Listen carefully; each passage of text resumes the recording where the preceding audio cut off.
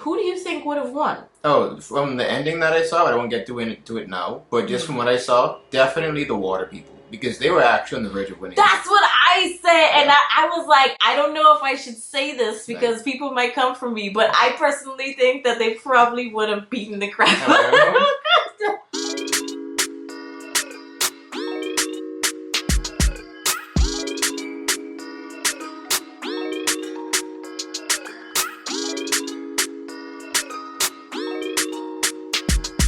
What is up, you guys? Welcome back to the channel. So it's Shady here, back with another review. But today, as you can tell by the title, we're going to be taking a look at Black Panther Part 2. This is their Wakanda Forever installment that just came out in November. It's been a minute. I was really supposed to actually film this with my boyfriend because that's what I watched it with. But then I ended up leaving because I got sick. Well, I got sick close to the time that I was leaving, so I couldn't do it. So I'm gonna be doing it with my brother Michael instead. Second best option. Yes. So hopefully you guys enjoy what we have to say, I guess. But of course, there's probably gonna be a lot of people that disagree. Who knows? Things get heated when it comes to these types of movies. So if you disagree, disagree healthily. I don't think that's a word. It's the internet. Yeah. Do we do anything healthily? No. At least on here. Yeah. We're just gonna probably hop right into it. I like to start usually with the overarching stuff. So like, for example, how did you feel about the music? How did you feel about the anticipation and build up leading up to it? The previews, how did you feel about all of that? I felt a lot about that. Oh, okay, Michael. Yeah. I'm sorry.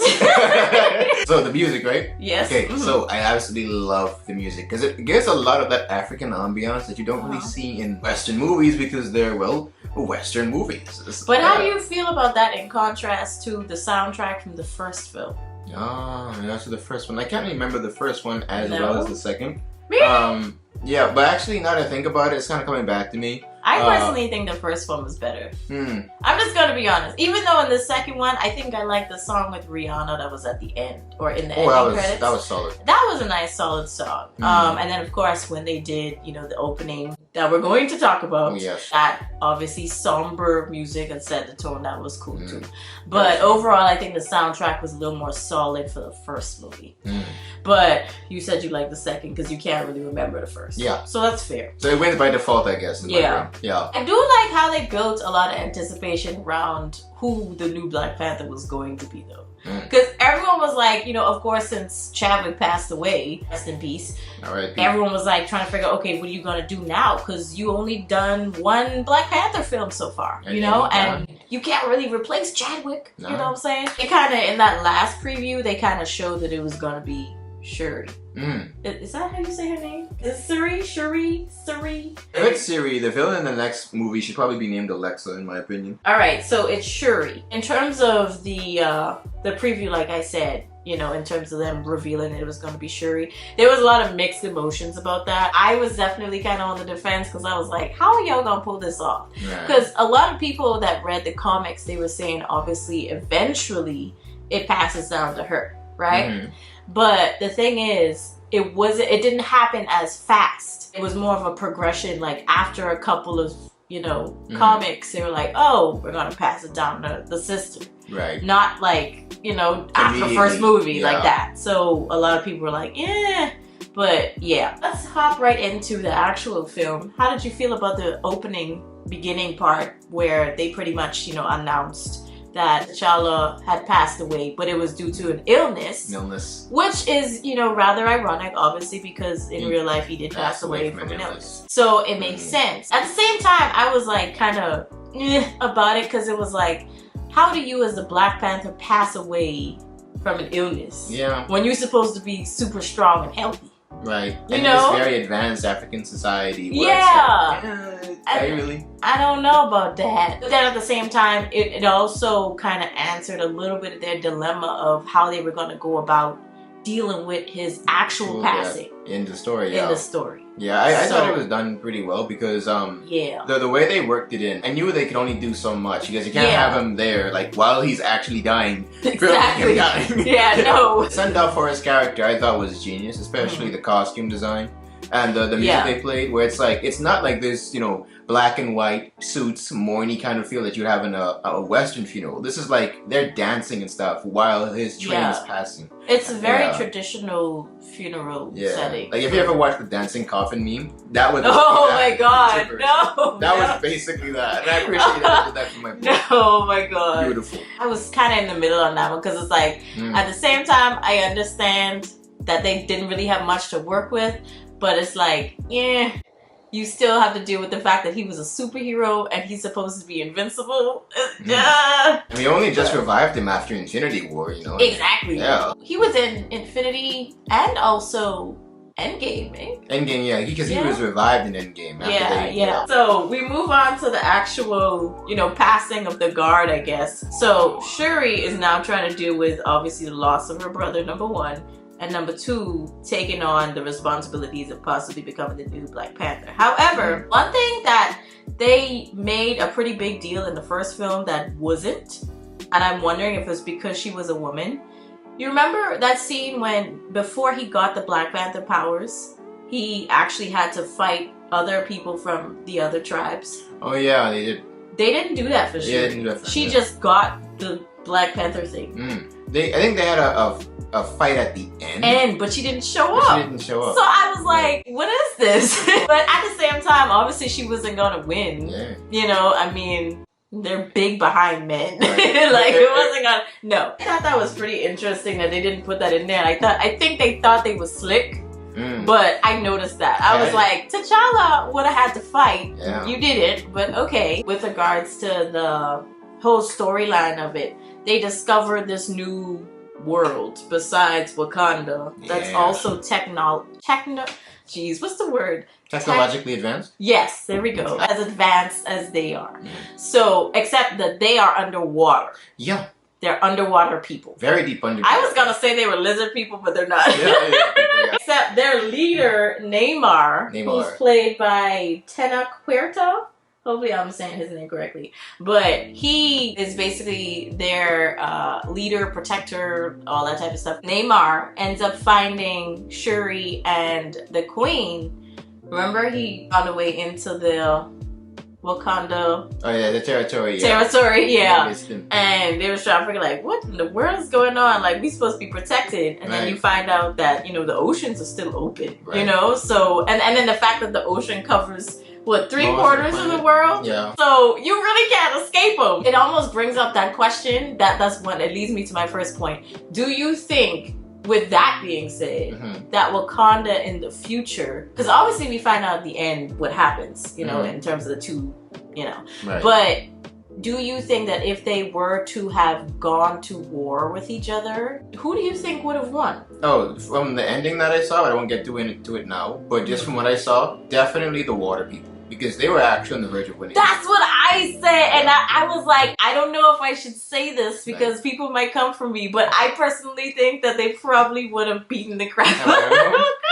They were doing well, but they went to engage them in their element. Yeah. That was the problem, I think. I'm trying to remember. Remember when Shuri and I can't say her bodyguard, but she did kind of act like her bodyguard. One of the warriors. The bald one. Yes, they were all bald. They were all bald. Okoye? Yeah. She's played by Danae Guerrero. I'm sorry. Anyways, but basically, yeah, she accompanied her to go check out this girl. Remember? The one who was making all this stuff in her little car garage.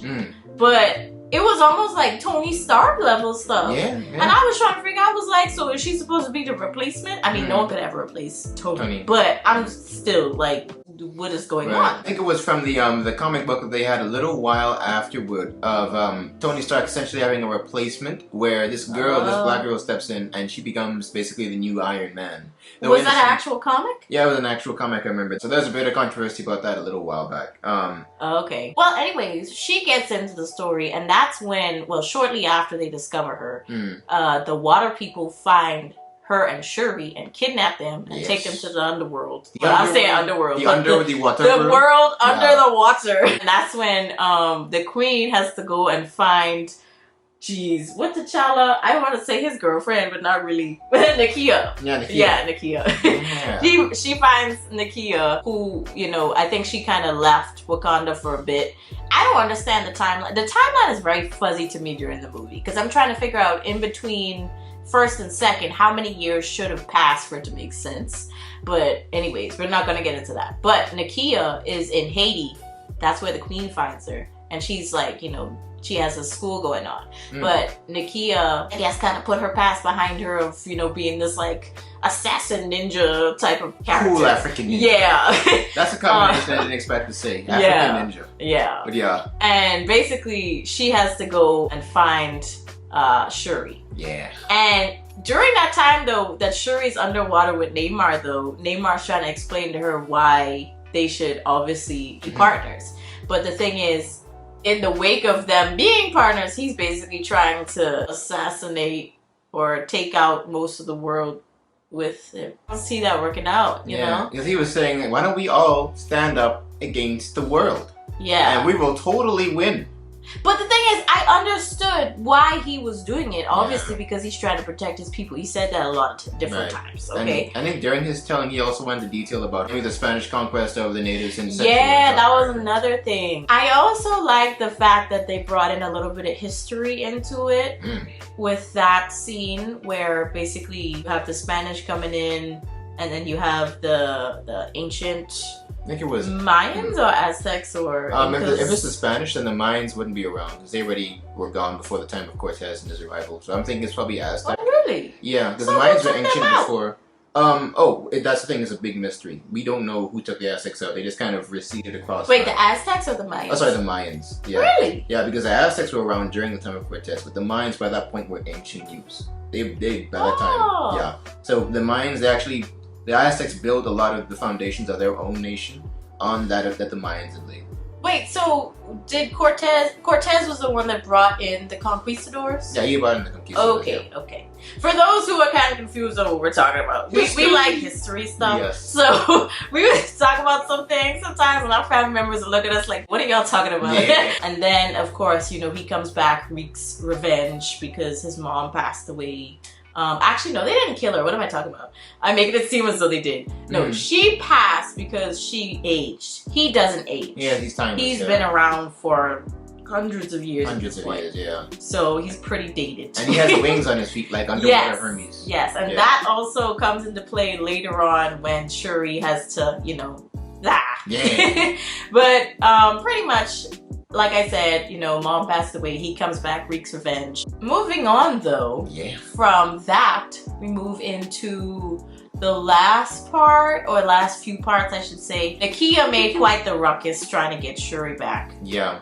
They ended up taking some people out, unfortunately. She went all Bravo 6 going dark on everybody. Yeah. Obviously, because of that, Shuri knew that he was going to take revenge, so she was trying to prepare for that little tiff.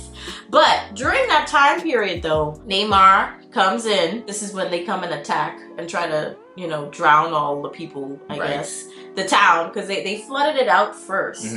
And then they went to the, is it not castle, but pretty much where the queen and Shuri was. Yeah. And yeah, Namor bombed it with water. Yes. Yeah. Yes. And that's another scene that got on my last nerves.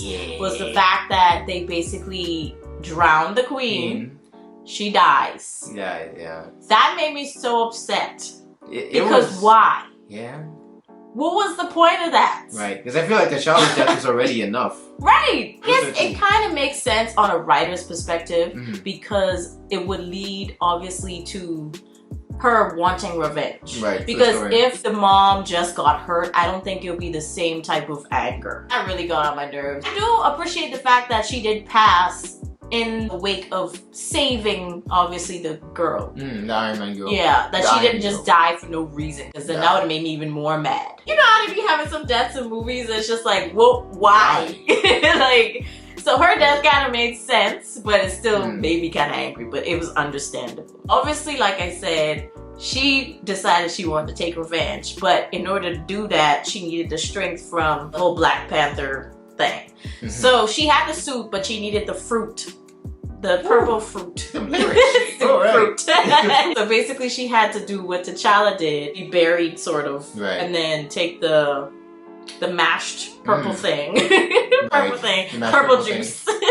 Drink that, and then she is supposed to see an ancestor. And based on that ancestor, you could kind of tell, I guess, where their mind is at. Yeah, and I think also what kind of person they're going to be. Yeah. That leads us to the next talking point. It was good. Who she sees in her vision, I guess. Yeah. Or dream. I don't know. Yeah. But anyways, who she sees ends up being Michael B. Jordan's character. Killmonger. Killmonger. Woo. And I was like, ooh. Like, whoa. Ooh. But to be fair, some people probably gonna hate me for this, but it needs to be said. What he said made sense.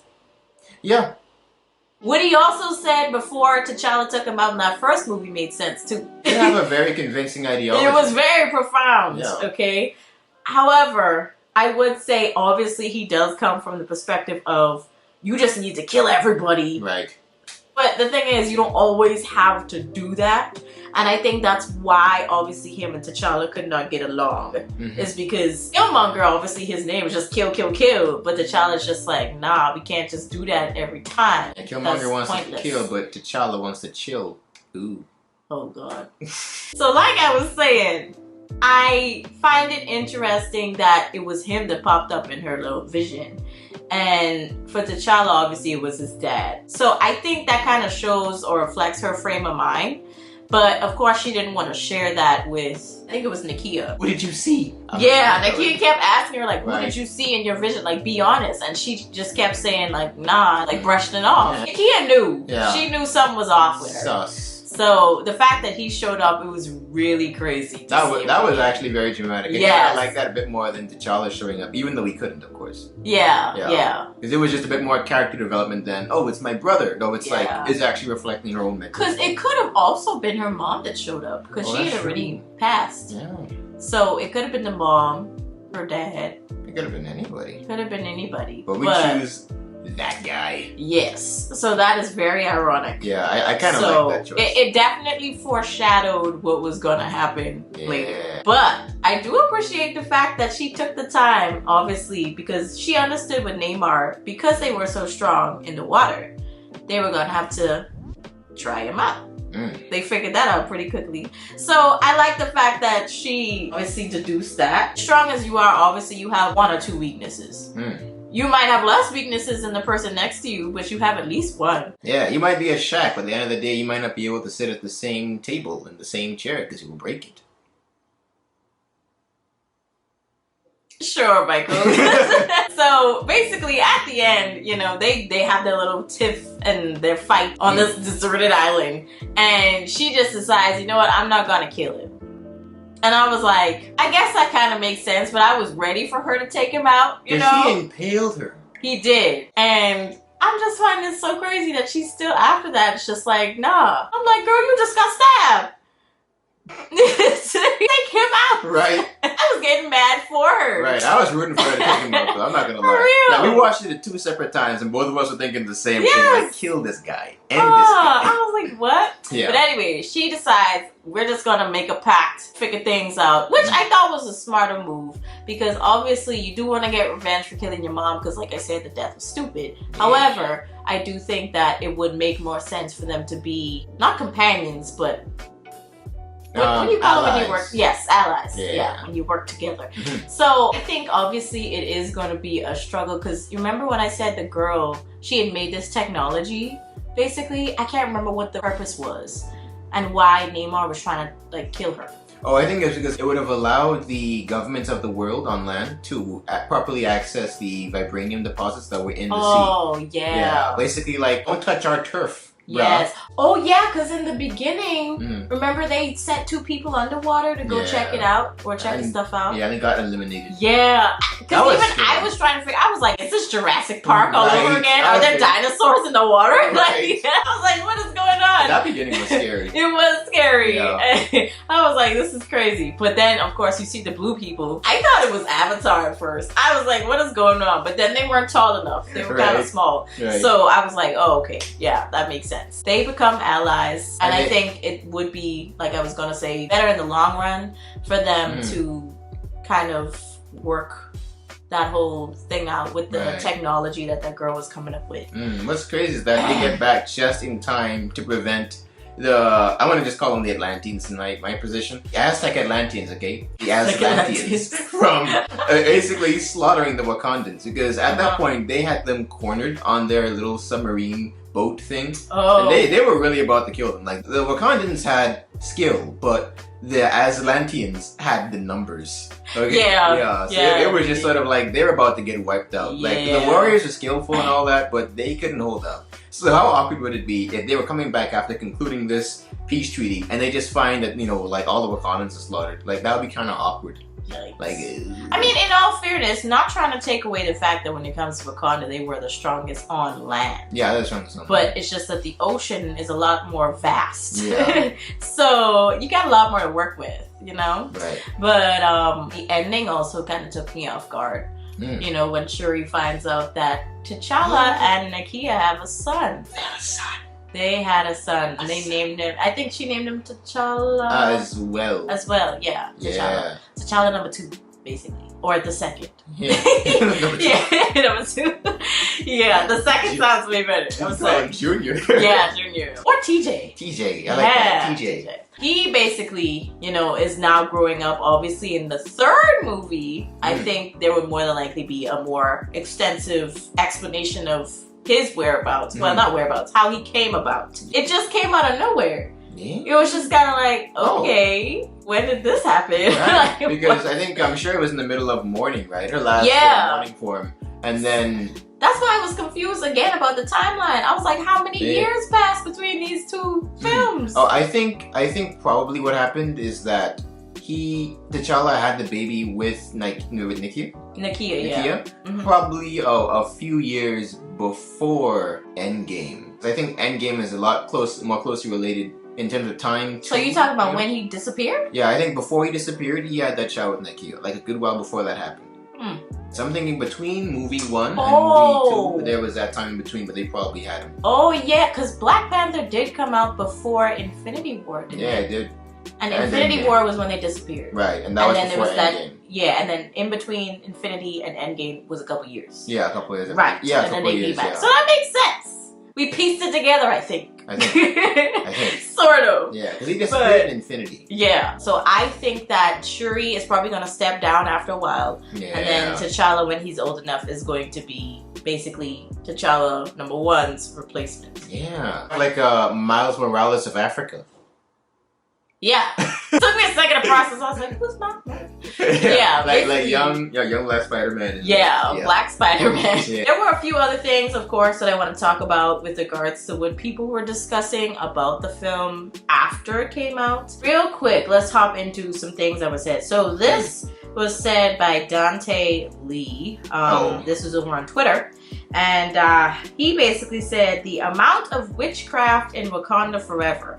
Hollywood knows what they are doing. How do you feel about that statement? Because more than likely that is coming from a very religious person, because a lot of the religious folk had some issues with the first Black Panther movie, because they're basically talking about, you know, the African spirituality thing, those elements, because of course there was like heavy African cultures obviously in the movie, so they were obviously talking about that aspect. I think I feel just almost ignorant. I know that word's been overused in recent times, but that is very ignorant. It's almost as ignorant as someone being surprised at a movie in the Middle East involving a crescent moon here or a call to prayer there, and it's like, oh my goodness, what is that? It's the Middle East. Islam is the predominant religion. You're saying with Africa. That reminds me of a vlogger actually on YouTube that I used to watch. She went to Turkey, I think. I think it was. Is it the Hagia Sophia?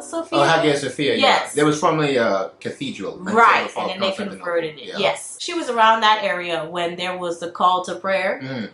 And she was freaking out. She was like, what is going on? Wow. Like, I don't know what the sound is, but I was like, you in Turkey. Learn about the culture before you go. But yeah, I just find it so interesting that people always have the most to say about a culture they don't really fully understand. They quick to call it witchcraft or something you're going to hell for, basically. And it's just like, if you don't understand, just say that. Right. Don't, you know what I'm saying? You know the whole spiel about it being this and that. I mean, it's literally the culture. This is about a deep dive into African culture in this movie. And I don't know what you expect. Honestly, right. I don't know what you... I don't know what you expect. But anyways, honestly, I feel like in both movies they did really good research. Clearly, even with the costumes, A1. I think they did a really good job. Because a lot of these movies, I feel like they just, you know... Shallow.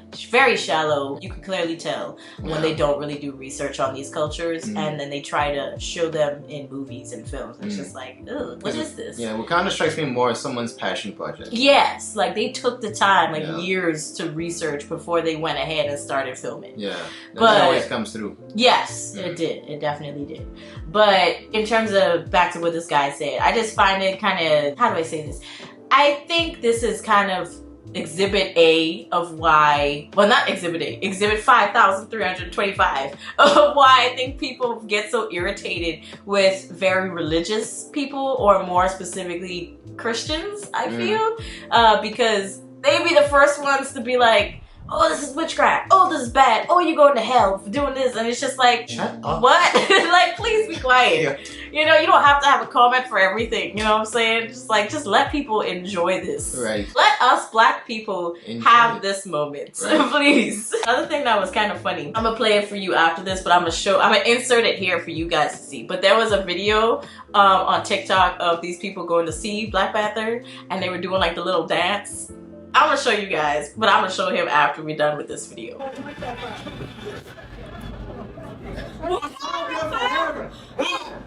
It was really funny. I was just kind of like, okay. But clearly they were excited to see the film. Someone else, actually I think it was Charlemagne the God. It says see the God. I don't know. But anyways, they posted, none of the Avengers came to T'Challa's funeral. Whoa. So he says, it's been a couple of weeks. Can we discuss this yet? Every hero in the history of the MCU was at Tony Stark's funeral. That's true. Why weren't they at T'Challa's funeral? Is it a tradition in Wakanda to not have outsiders at the funeral? If it's too soon to talk about any of this, let me know. If not, let's discuss. And then Kenya Burris, another person, said maybe there was another service at like Barclays or something.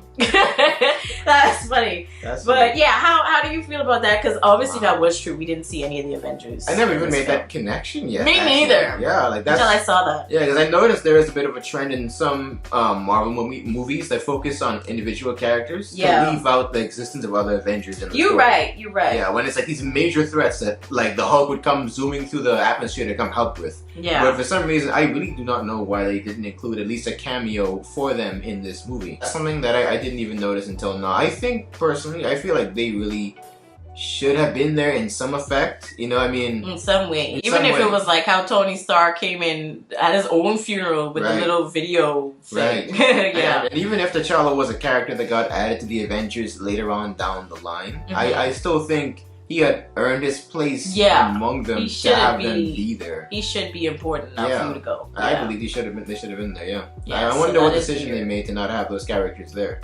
He made a pretty interesting point in his own post when he said, is it because the Wakandans, they didn't want outsiders in the funeral for, you know, their passed on leader. That could also be a thing. Obviously tribes take funerals very seriously. So that's more of a personal thing. So I think it could be that too. I wish like if it was the case that they kind of made that a little clear. So, yeah, because I was very much so like, yeah, that's a good point. Yeah. Why weren't they there? Yeah. Where is everybody? That's very strange. Yeah. But that's one thing. And then also something else I saw that was pretty interesting that we could talk about before we wrap up this video. They found that Wakanda Forever surpassed Captain Marvel and Wonder Woman at the box office and becomes the most profitable female-led superhero film in history. I think honestly, what was her name that played Captain Marvel? I forgot. The person that made it not only her character dislikable but also she made it very insufferable with her press tours. It was like, girl, Brie Larson is her name. She as a person is very unlikable. So that's why I think that movie possibly didn't do that. It translated into a character. Yeah. So back on track to what we were talking about, you know, clearly this is one of the top female, well, actually not one of the top, but based on this, the top female-led movie at the moment. Right. So how did you feel about the movie being female-led? Ooh, okay. Go ahead. Okay, so I think what made this so much better in terms of being female-led than a Captain Marvel or a Wonder Woman. Yeah. Though I'm not necessarily saying it's the case for Wonder Woman as much as Captain Marvel. Yeah, Wonder Woman was actually enjoyable. Yeah, the first one. The second one I thought was kind of but the first one I thought was pretty good. Yeah. For this movie, it's like they weren't trying to hit you over the head with it. You know, it was because, for example, there's a very strong female presence in this movie, but it never feels like it's being like forced. Yes. Because, for example, with the warriors, like Okoye, right? Okoye? Yeah. Okay. Like you can, like they're not just female warriors because yay women and women power. It's like they're actually culturally a thing. Like the Ashanti warriors that were actually women. Yeah. They took inspiration from that and put that into this movie series. Or even with Shuri, all up to Shuri becoming the main person, the main character of the series, and also the inheritor of the Black Panther suit and title.